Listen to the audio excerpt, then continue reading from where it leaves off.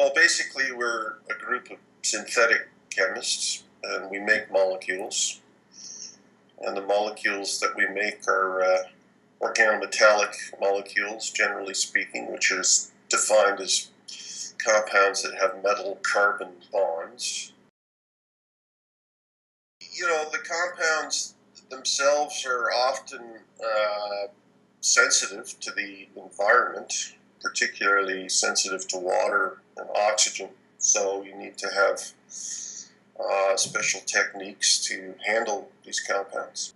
In the last couple of years, we've actually turned our attention to trying to develop compounds that will react with water in a controlled way. There's challenges for people learning how to do this to accumulate the necessary expertise to do this kind of chemistry.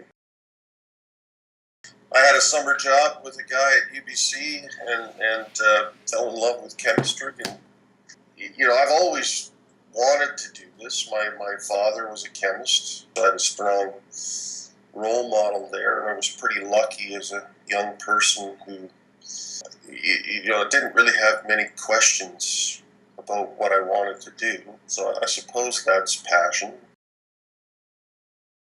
I think the future of the field, the future of the world is, moving away from petrochemicals, and we're trying to get off of our dependence on hydrocarbons. And if you're not going to burn hydrocarbons for energy, then you need energy from other sources. And so catalysis that involves converting sunlight into chemical bonds to form new types of fuels is something I'm pretty interested in. So that's the future of my research program. I'm more interested in those questions than the sort of more traditional questions in the field. Aside from my family, in a scientific sense, I've had really great mentors over my career. Not only my PhD supervisor, who I mentioned a moment ago, but my postdoc supervisor at Caltech, John Burkheim, is a giant in organometallic chemistry, and he taught me a lot. I've also had really supportive colleagues over my career. I was born in Alberta.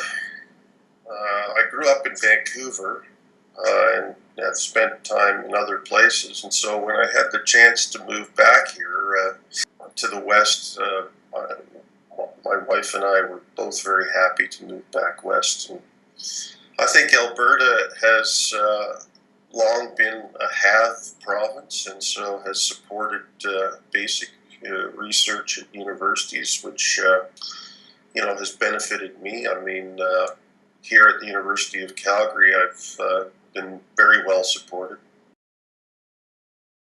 It's of course an honor.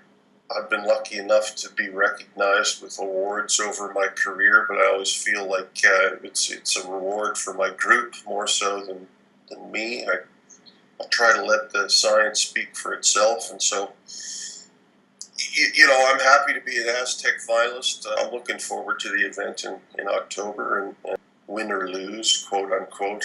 I think all the nominees are high quality people, and I'm happy to be included in that group.